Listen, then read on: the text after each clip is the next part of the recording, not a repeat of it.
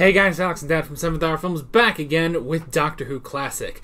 Last time around we had Robot. What was that one about? Well, the third Doctor regenerated. Yep. We now have the fourth Doctor, Tom Baker. We were talking about how, kind of categorizing them, the first Doctor is kind of like the grumpy old professor, and the second Doctor was the cosmic hobo, and the third Doctor was the interstellar James Bond. And just in the 4 episodes of Robot, we kind of were, or at least I was saying that he almost seemed kind of like a somewhat whimsical Sherlock Holmes type. Yeah. Almost kind of like a detective. Yeah. Again, somebody has built this robot, and I can't remember what the particular purpose was for.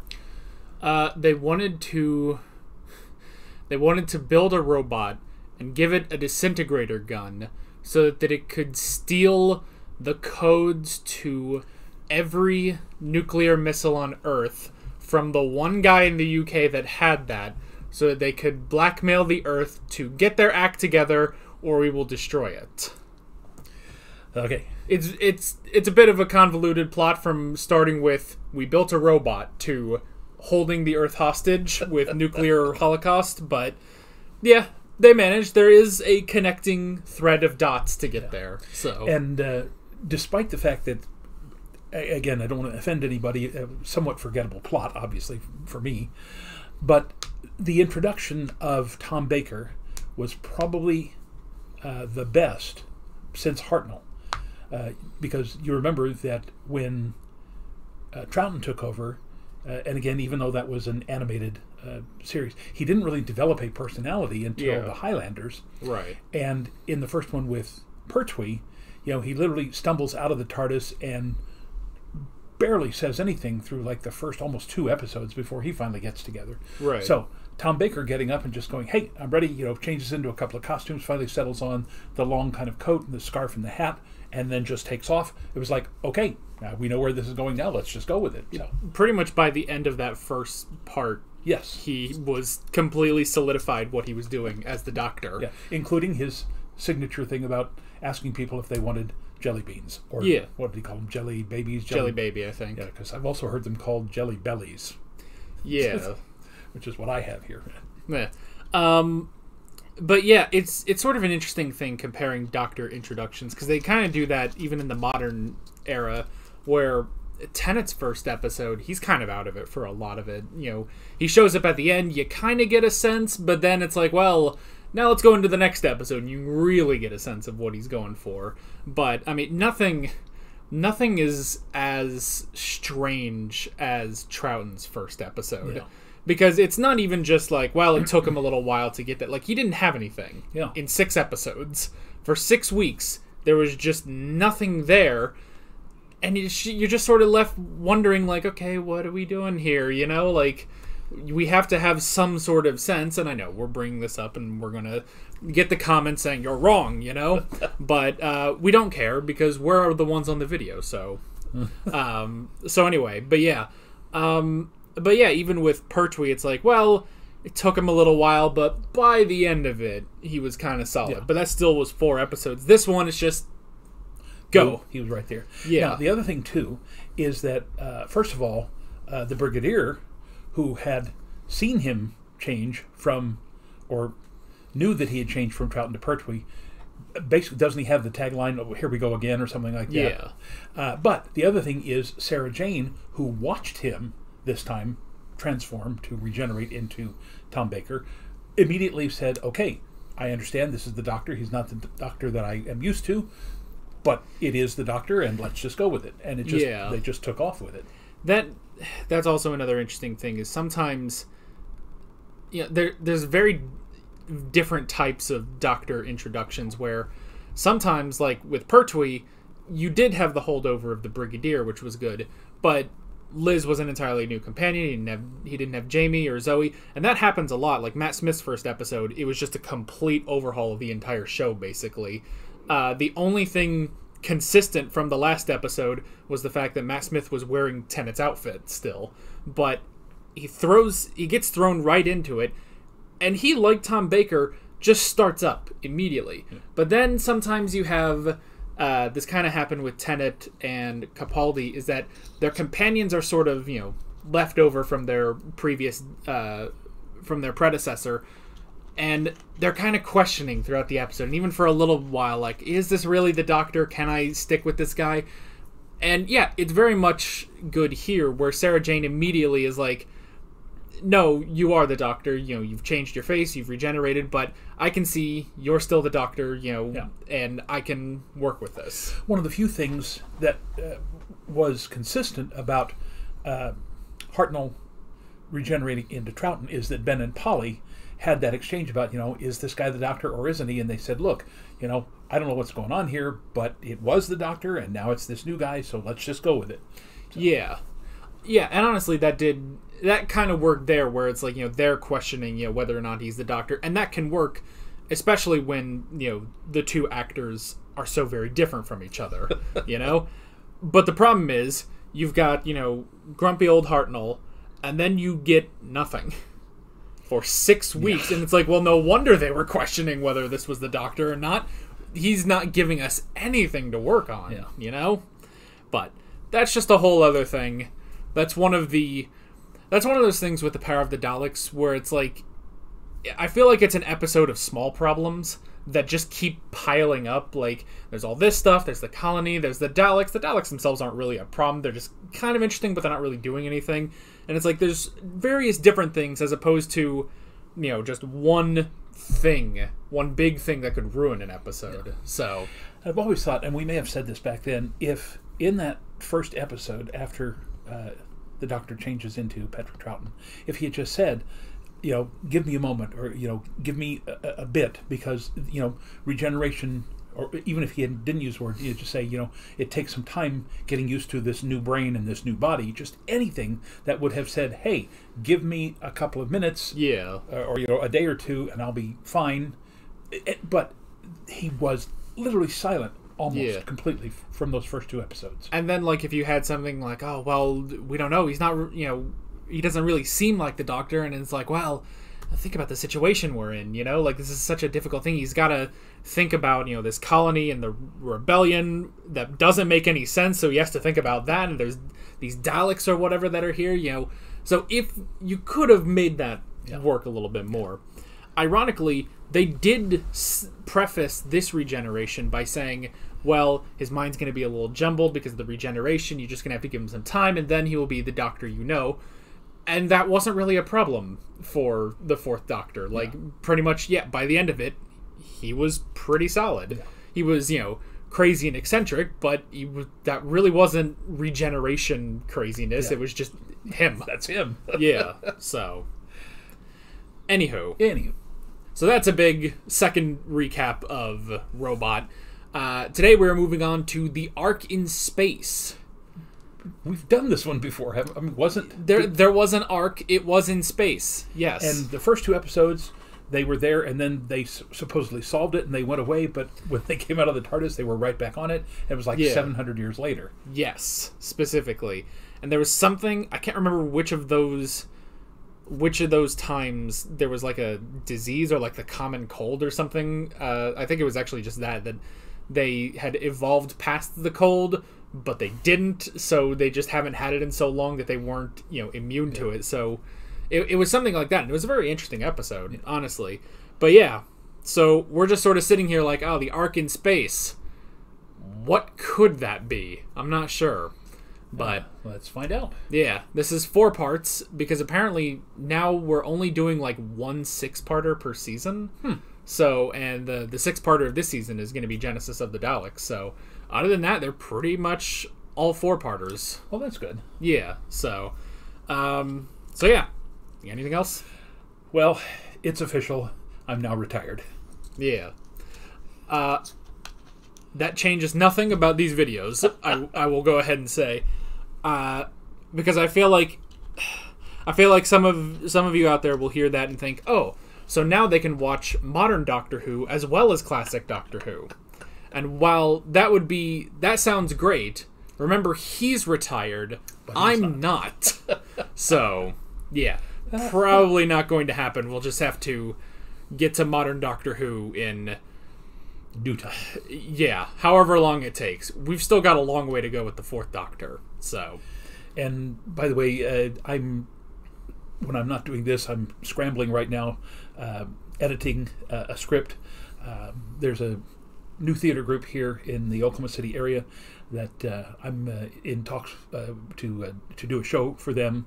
And as it turns out, it's going to be the opening show of their season. It's going to go up in August, which means that about 2 weeks we're going to have auditions, and then we're going to go right into rehearsal. So anyway. Yes. So that's another reason why we can't do modern Doctor Who right now. And probably also, I think some people were expecting at least one modern reaction when we got back around to Genesis of the Daleks. I don't think that's going to be the case. Just because, I mean, if we keep doing that, at a point, we're going to run out of modern episodes. Yeah. So. Well, again, the only one that I've said that I really, really want to see is the first one, where Eccleston comes back, because that's the only. I mean, I've seen him. I've seen all the new Doctors now, but I do want to know how they actually ended up bringing him back. You know, after we saw the movie, then there's the huge gap, and then suddenly he's back. Right. I just want to see, how did they do that? Right, because it's the whole thing of, you know, there was the movie with Paul McGann, comes back, you've got Christopher Eccleston, you know, how does that work? And then later on, you know, they sort of fill it in of like, well, you know, you sneak in John Hurt, you know, in there. That's the sort of regeneration. But yeah, it's very interesting how they portray it. So maybe we can slip in one. All right, maybe. We'll see. We'll see. So, at 13 minutes of talking before this episode, let's go ahead and jump right into The Ark in Space.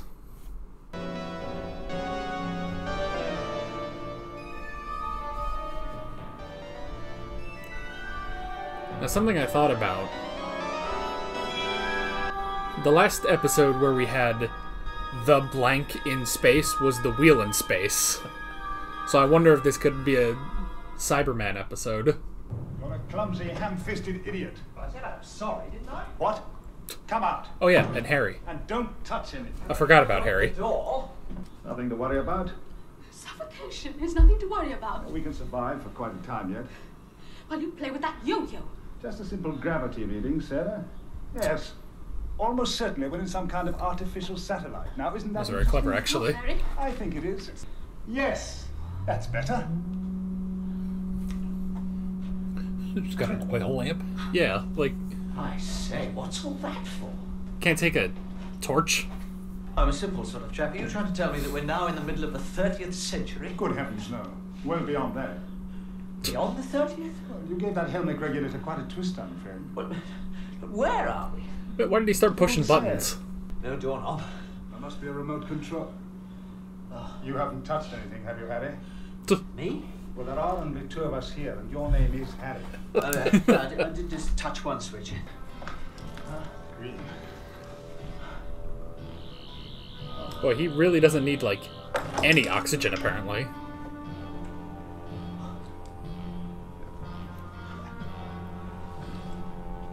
Never mind. I say, what's that? Get down, Harry. Oh no, he lost his shoe. Keep your head down. Whoop. Alright.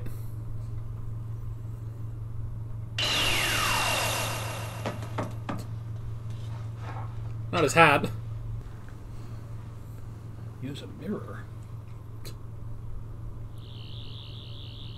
Oh, I'm gonna lift the table up. Greetings. Well, he actually used it as a screwdriver.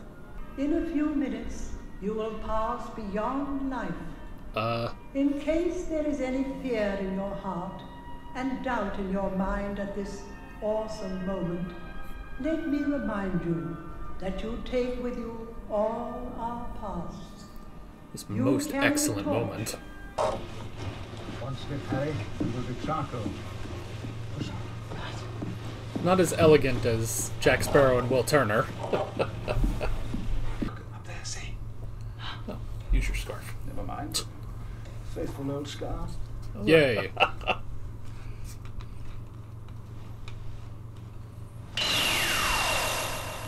Oh no. Now.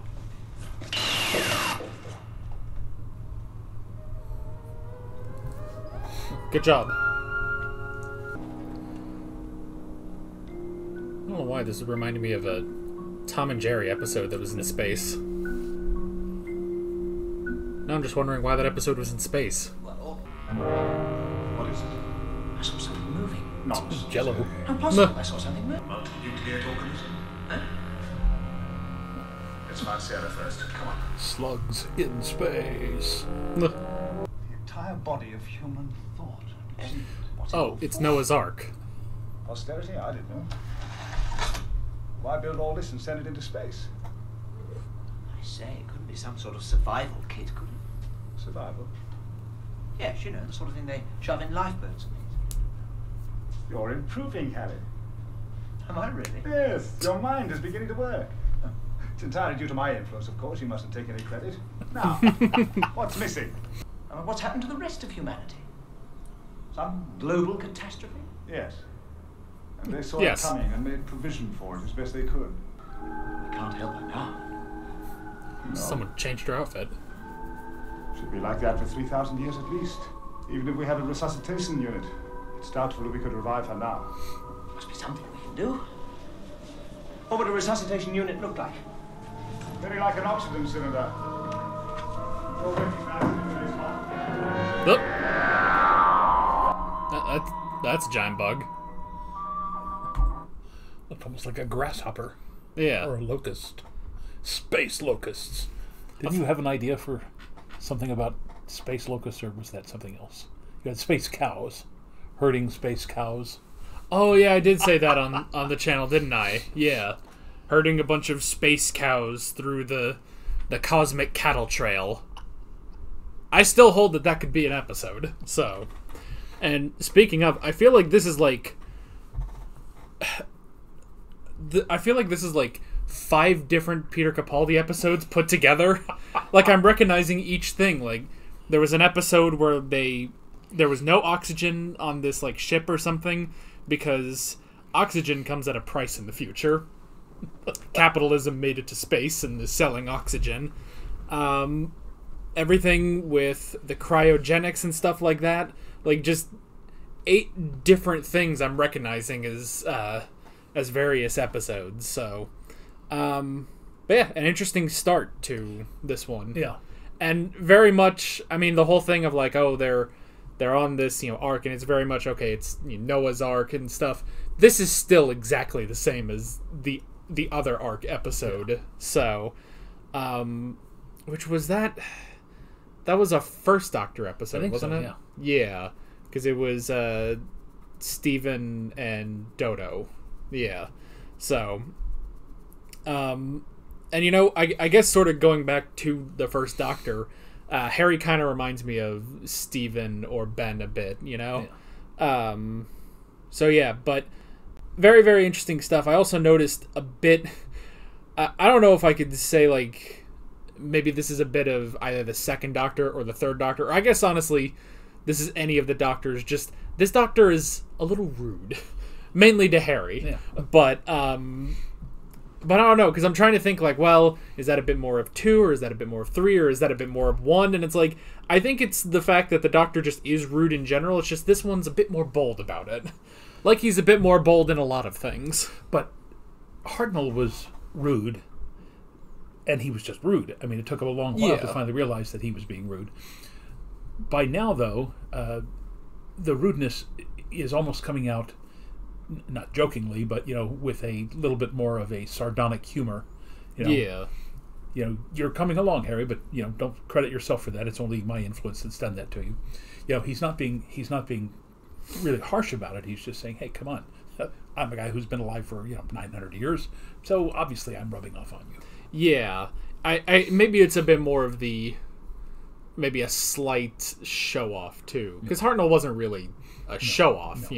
If he said something, there was a point to saying it, pretty much. So, and the same could also be said of Pertwee. I would say, like, Pertwee, if he might not have said that, he would have just sort of sighed, and he thinks it in his head. So yeah. Should be like that Of course, for they could get 3,000 back into years at least. TARDIS, go forward Even if we had a 3,000 years, resuscitation unit, and then it's revive doubtful her. we could revive Yeah. her now. Although if they did that, she would be very cross about it. You changed her body into a battlefield. Battlefield. I high-point in classicals, but you Dawn-timers have a language all of your own. We do seem to have a small communications problem. Wish there was something I could do. Why do we always meet the snobby people in space? There is nothing further. Noah. Noah? Oh, I see. As in Noah's Ark, eh? Bit on the It's nose. a name from mythology. His real name is Lazar. But we called him Noah as an amusement. As in Joke. Lazarus. I was about to say, you put a US on the end. Imagine that casting call. Need an actor to crawl around in a caterpillar suit. They're going to be mummified. Just crawl. Once Maybe the bugs are trying to reclaim the planet. Everything's trying to reclaim Earth. Gremlins can get into everything, old girl. First law of the sea. Murphy's Law. Anything that can go wrong will go wrong, and at the worst possible time. First class coffee. The corollary, He will Murphy was an optimist. Nuh. Our genetic pool has been balanced, cross-matched, compact evaluated. 3 random units could threaten our survival. The council can decide, Noah. The plan had a 7% stretch factor. I just noticed the difference in colors in their uniforms. She's got gold, but he's got red. Well, He has the authority to initiate condign action. Personally, I consider your destruction is not necessary. Thanks very much. geez, she's the nice one.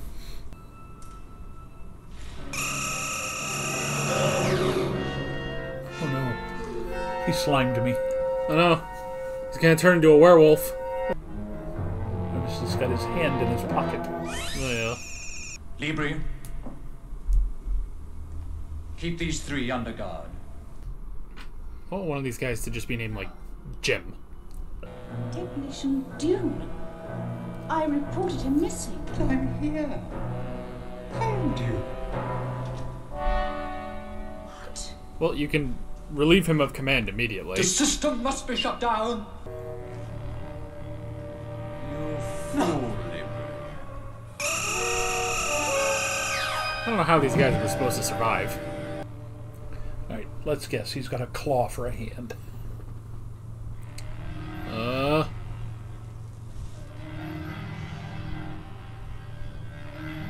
Man, he's got a deep pocket.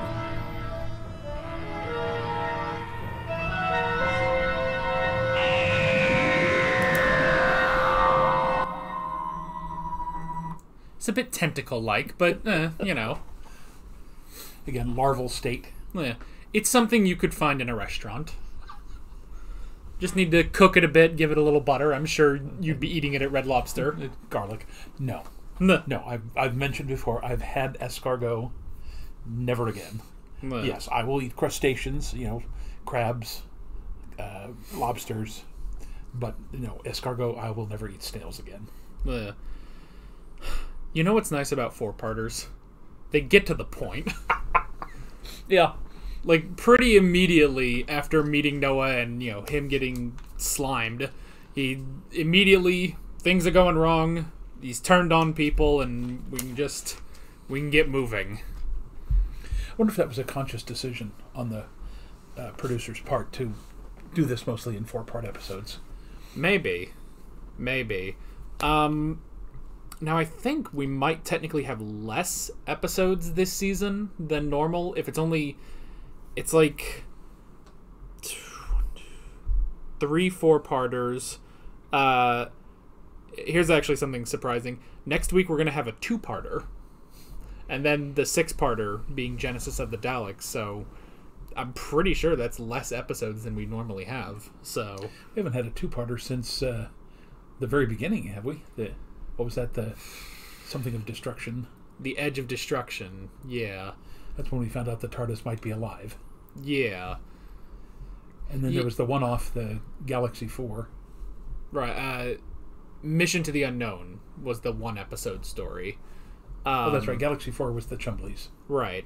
Yeah, I'm trying to think. I think the only other time when we just watched 2 episodes was the end of the War Games, because we just did episodes 9 and 10 in one video. So, yeah. So, but it's very interesting. But yeah, it's like you know, you can do a really good six-parter. There have been plenty of really great six-parters, but like I'm already thinking like, okay, if this was a six-parter, it wouldn't be until the end of the third episode that he would start kind of acting weird and stuff. Maybe you get the reveal of the tentacle snail hand thing. But yeah, it's like, no, just immediately we're just going. And, you know, I mentioned that episode with Capaldi where, like, you know, capitalism has made it to space and now you have to pay for your oxygen and stuff. It's not nice to see, but it's interesting to see. Racism has made it to space as well. So they were hand-selected. Honestly, this does kind of...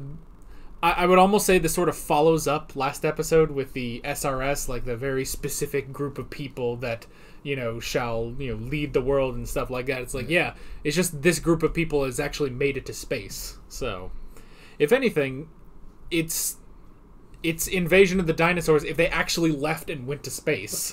So, also has just some vague echoes of Space Seed from Star Trek.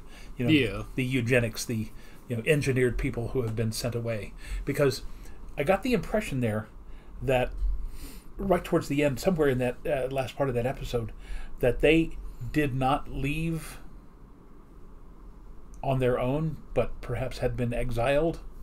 There was some line or something in there maybe where it made it appear like they were not going voluntarily. Yeah. Especially when he said, you know, the Earth will be ours.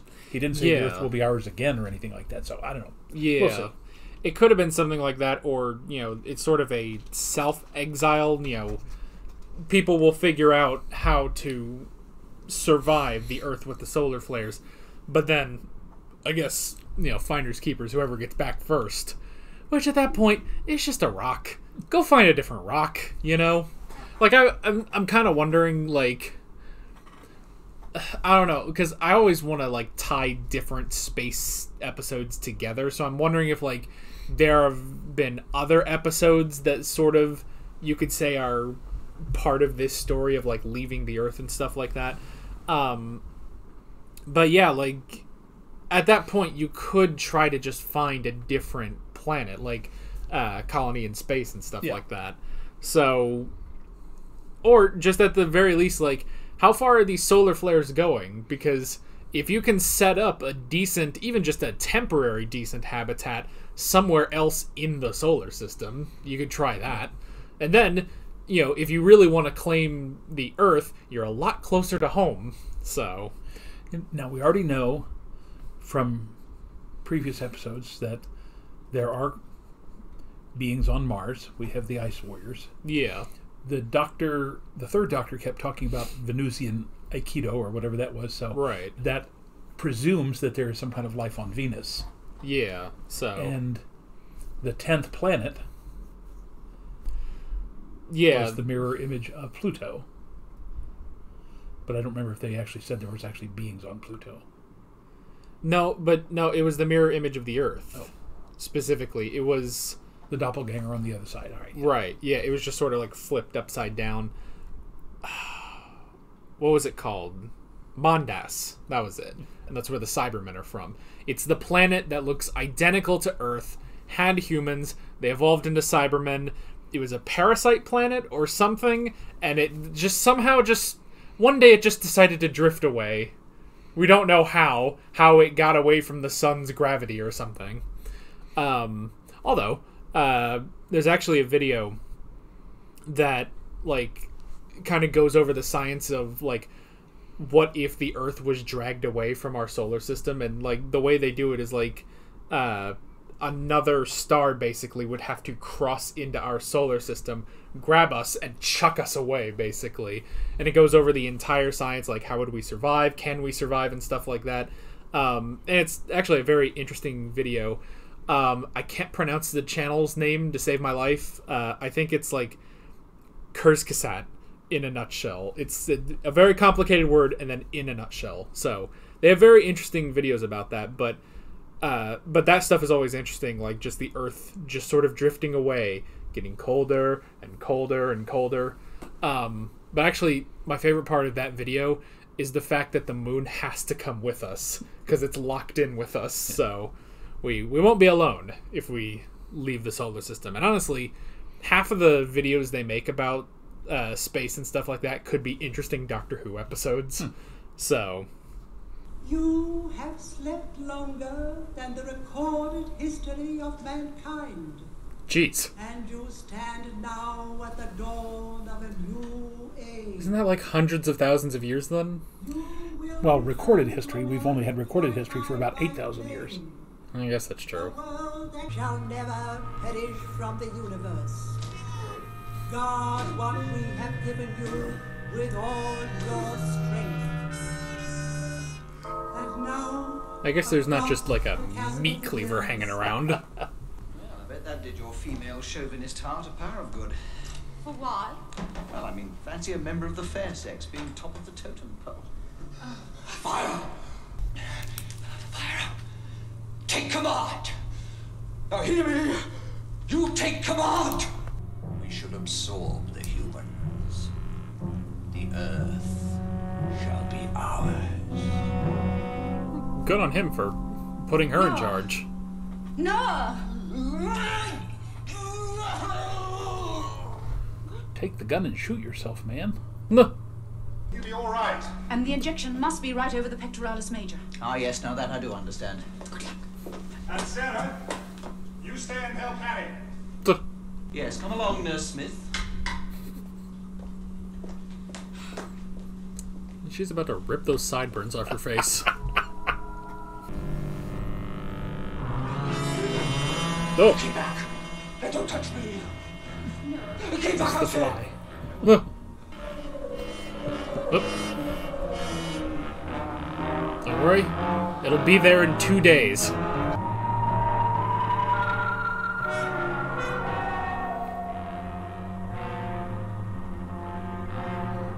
So it's the Sentinel that killed him? But these transmats are reversible. Oh, that's clever, isn't it? And as you appreciate it, Drogon, you can go first. I'll give you a hand. Come on.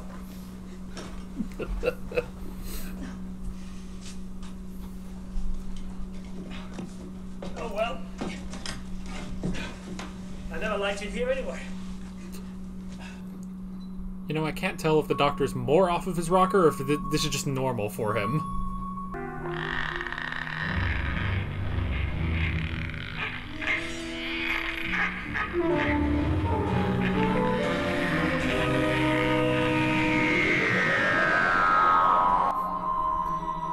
That was an interesting effect to tell us that that's Noah. You know, I should have guessed that it was the security guard that took out the queen or whatever. It just makes sense, you know? Well, they did a good setup there in that first episode Yeah. that it moves against anything organic. Right, right. And again, just the fact that just 4 episodes. It's so nice. It's just a complete story, you know? So, yeah. It's nice you get to the point. And it's an interesting creature and everything. Yeah. I mean, a bit, you know, when you see the thing, the bug thing moving around, it's a little silly, but it's not that bad.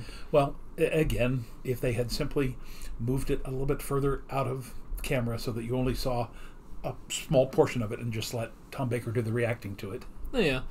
But yeah, overall, not too bad. Yeah. So, and the whole thing of the eyes retain the last thing they see. Again, that comes up in a Matt Smith episode. So, just interesting stuff. That was also in that awful film, The Wild Wild West, with Will Smith and Oh yeah, what was his name? Kevin Kline. yeah, that movie. And Kenneth Branagh as the southern guy missing his lower half of his body, creating the giant spider. Right, yeah. It's a strange movie. A very strange movie, especially considering how innovative the original TV series was. The movie was just over the top, way beyond anything that they ever tried to do in the TV series. I didn't even know there was a TV series. Oh yeah, it ran 3 or 4 years. I mean, I guess that's sort of like Mission Impossible, probably. Yeah. So, which is just a strange. even if you just take into account the movies, it's a kind of a strange set of movies, you know? So, all of them are kind of different from each other, so... Yeah. When the Wirren emerge, you will be hunted down and destroyed, as you destroyed us. We've never destroyed... See me? Long ago, Suddenly appreciating Planet of the Spiders. The old lands. For 1,000 years, the Wirren fought them, but you humans destroyed the breeding colonies. The Wirren were driven from Andromeda. Jeez. Andromeda? Well, I'm about that wide. It's hardly a job for you, Sarah. I reckon she might just squeeze through, Doctor.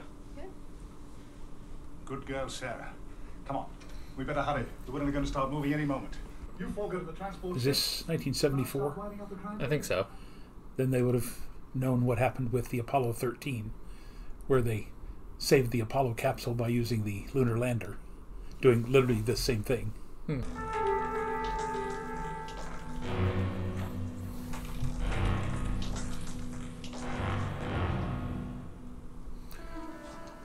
Oh, Sidney Newman would hate this. Yeah.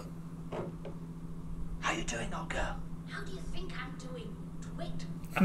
Sorry, I thought you were stuck. Ugh. Not a job for the claustrophobic. Yeah. It's a good thing the tunnels weren't that small and Die Hard. Oh, Doctor.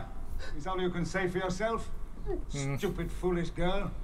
We should never have relied on you. I knew you'd let us down. That's the trouble with girls like you. You think you're tough, but when you're really up against it, you've no guts at all. Hundreds of lives at stake, and you lie there blubbing. You? Wait till I get out! I can manage. I don't need your help, thank you. Yes, you do. Yes, yes. Oh. Conned again. You're a brute. Be a brute? Don't be ungrateful. I was only encouraging you. Come. Now, why was the conduit a triangle anyway?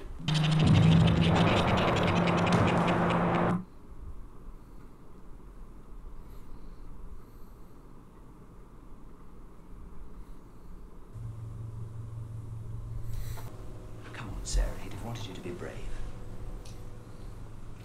I mean, this is what, the 8th time she's thought he's died?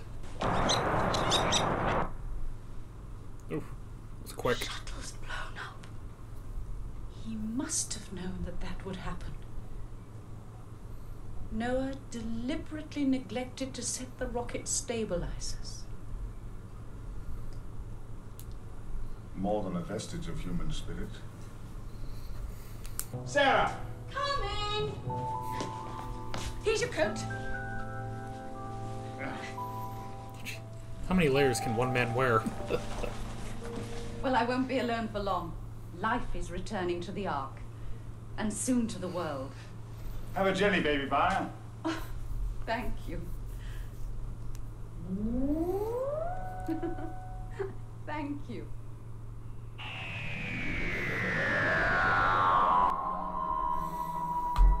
Well, I think that will lead us straight into the next episode. Yeah.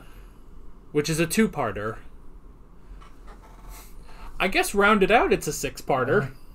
Technically. So. Now, I have to say, there was some padding there in the middle of that 4th episode. A bit. Because waiting for the Wirren to break in is passive. We had constantly cut in scenes of them trying to get in and doing all this sort of stuff, it would have built the suspense a little bit more. But just having them sit on the floor waiting is like, and the one guy breaking through the vent and grabbing Sarah's leg and then the doctor, that's not enough. It lost a lot of its momentum there before they finally decided to jettison them all in the shuttlecraft. Right. But even that, like, I didn't really realize what was going on with that. Like, oh, I guess they're all on the shuttle, and then it takes off, and then it explodes. So yeah, it was could have been executed a little bit better. But overall, a good story, I'd say. Yeah. Alrighty. Well, to go ahead and jump into the notes, because I'm looking at the camera and we're already 2 hours into the recording. Yikes. Yeah. Well, it's all that blabbering on we did at the beginning of the episode. So, we better get moving on this one. The first thing I wrote down was Harry touching like all the dials and stuff at the beginning. So, which is how they got here in the first place, I guess.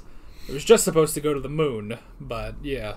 But it's also interesting. You kind of suspect that the Doctor didn't mean to take him on as a companion, but now it's just how it works. Yeah, and oddly enough, it wasn't until that last 3 or 4 minutes there that I realized the Ark apparently is suspended over the Earth.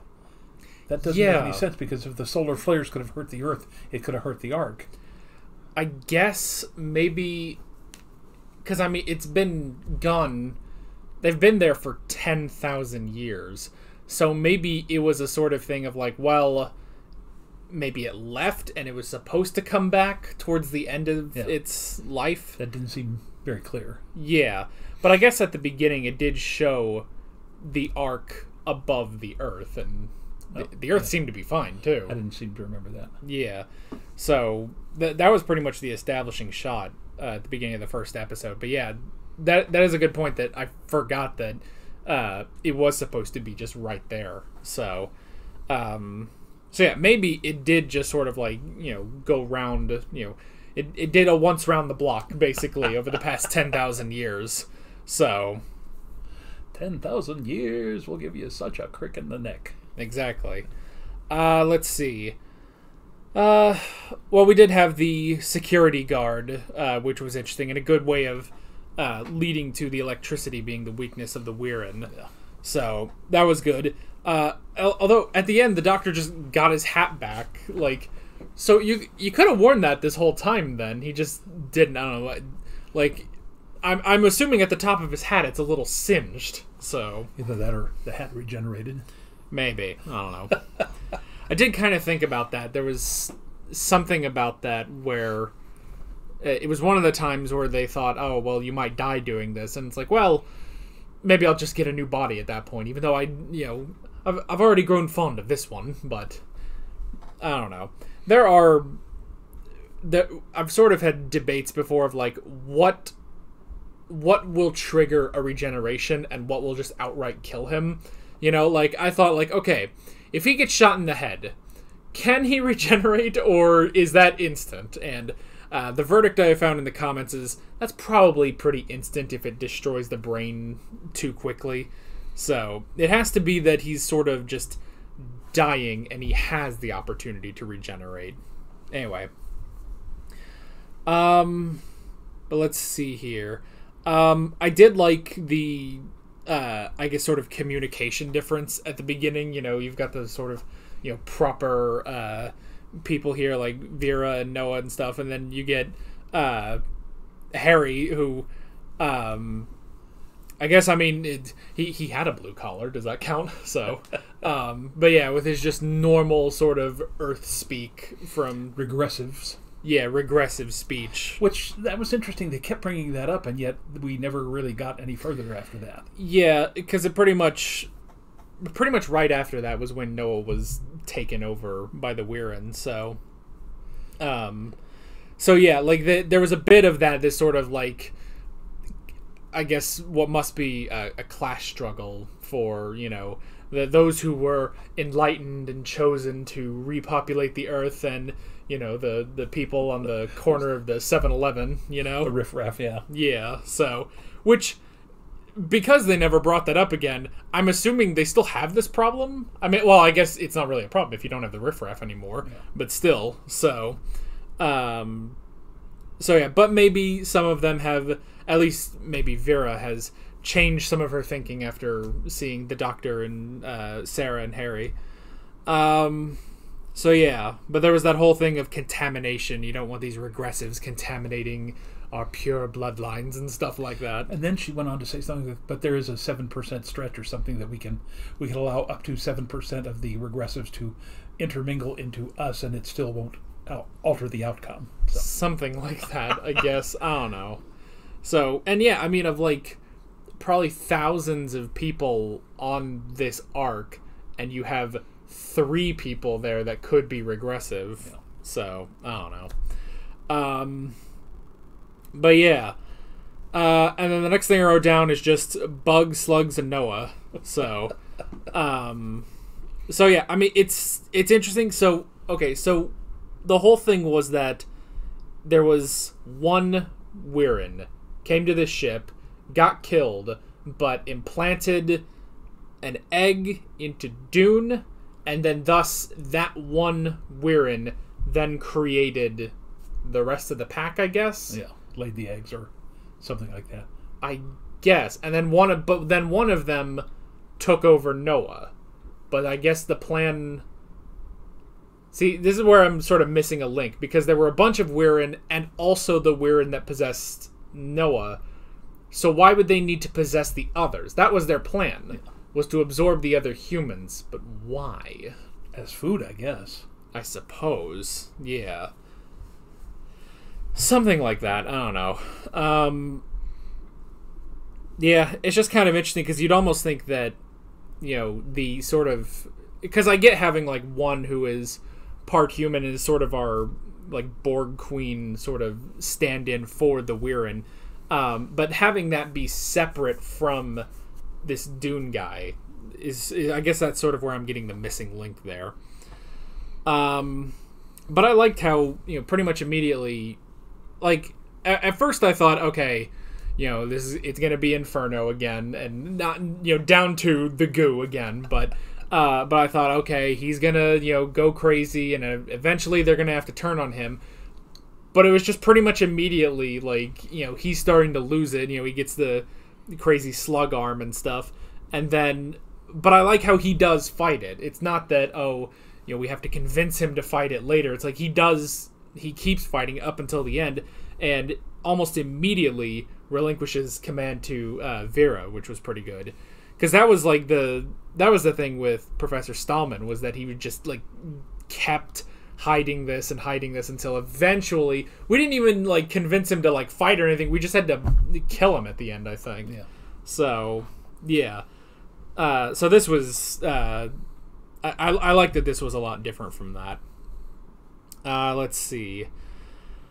We had the whole thing of the last image that the eyes saw, which was strange. I'm not sure what exactly it did. So it's we peeled off some of the eye to get the last image, but the computing power wasn't enough or something. For some reason they had to hardwire that through the doctor's brain, and I'm not sure why.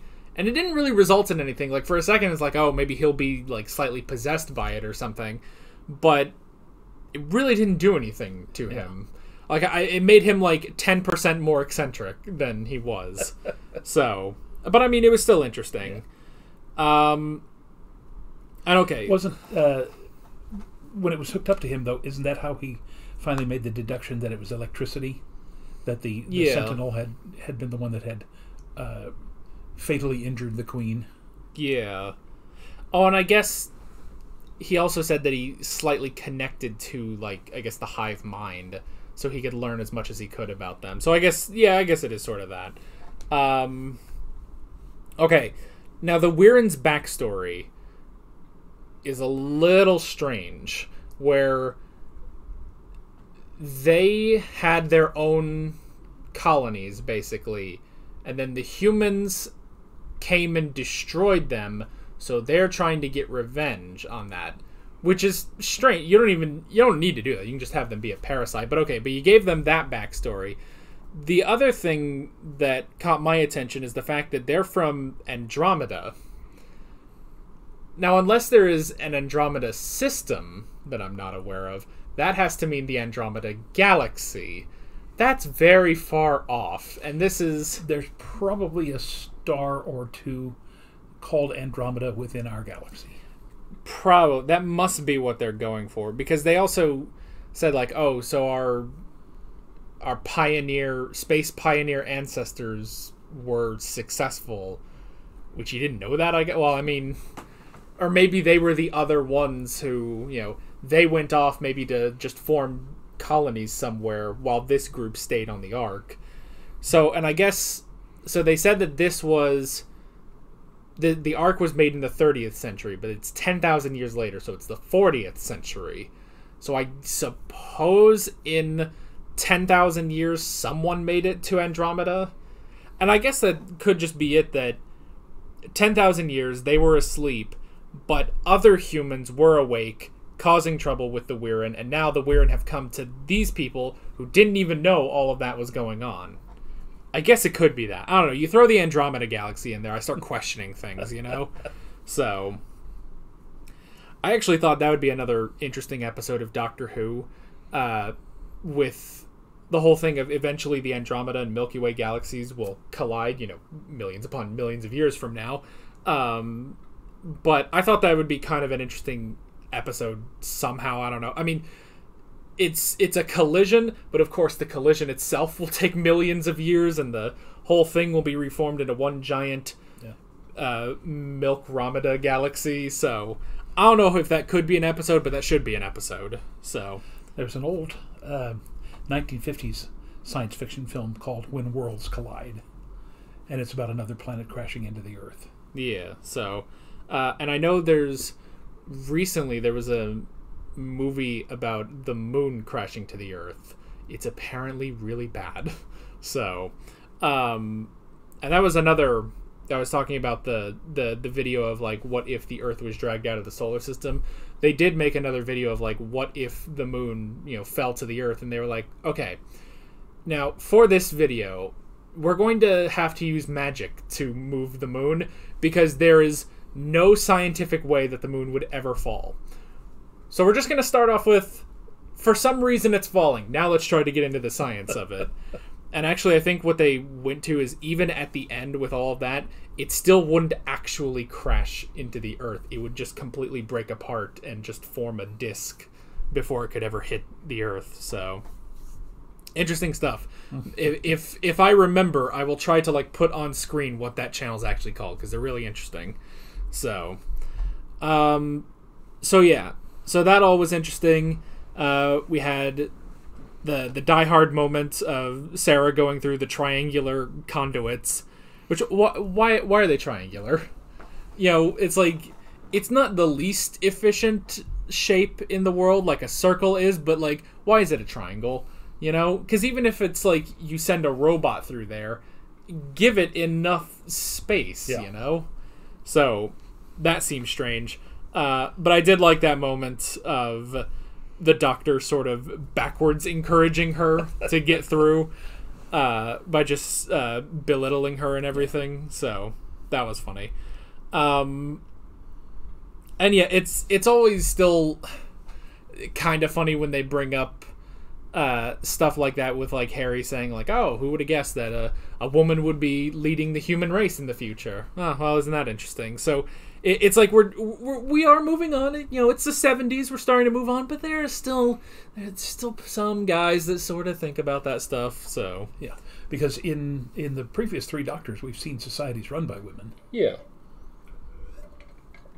all the way since the first Doctor, we've seen stuff like that. So, yeah, that was interesting. And then we had everything with the electricity and the shuttle, which it could have been portrayed a little bit more clear, but you got what they were going for. Yeah. All the Wirren got on the shuttle, it took off, and then Noah destroyed it, basically. So you don't see that in the actual story of Noah's Ark. In that, wasn't it Russell Crowe in that movie? That movie is hilarious. It is so bad. It's so amazingly bad. Now, the thing is, you know, when you get into these biblical epics, like, you know, the 10 Commandments, it's histrionic. It's so bad with the acting and all that, but it does follow the events of Genesis and Exodus, and just fills in the gaps with the whole, you know, love story between Moses and Nefertiti and Pharaoh. But in the Russell Crowe Noah, that is not at all what's in the Bible. You know, and if you're going to make a film about Noah and the Ark, take what's there and then simply fill in the gaps. Don't change the story around completely. Yeah, there was like the rock angels or something. Now, that's the thing, though. There were rock angels in the Old Testament. You know, I can't remember if they're the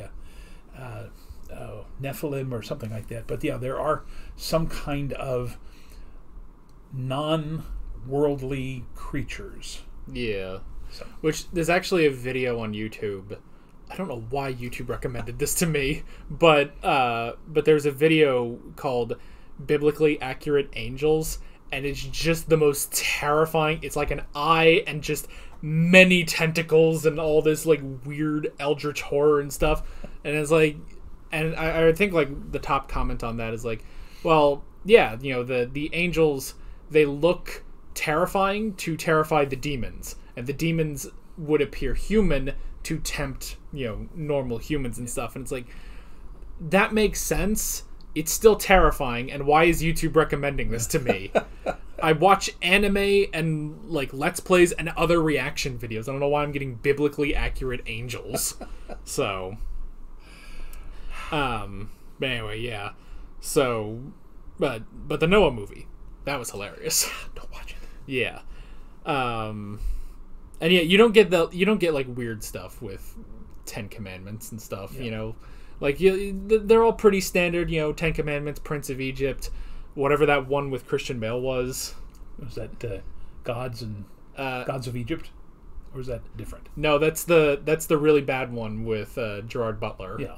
I think it's like Gods and Kings. Oh, yeah. Exodus, Gods and Kings, I think. So, that one I just remember being kind of boring.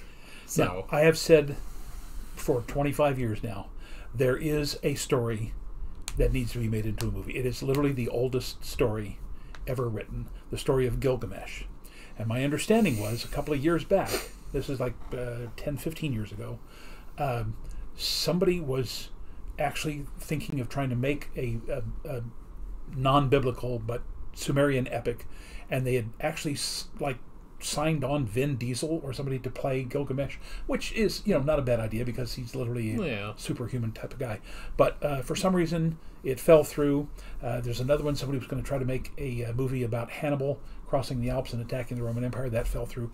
But there are so many wonderful stories from the ancient times that somebody just needs to, you know, pick up a pen, start writing it down, get the funding for it, and do it, because if you've never read the story of Gilgamesh, it is a fascinating story because of the parallels to the Old Testament and to a lot of the other stories, the mythology and parables and things like that of the other cultures of that time period.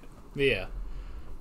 But the closest you get for Gilgamesh would be Gilgamesh in the Eternals movie, where he's just, you know, hanging out with Angelina Jolie, who's doing nothing, getting a decent paycheck. Yeah, no, that's not at all the story. I mean, but it's that this Gilgamesh inspired the story of Gilgamesh or something. Yeah.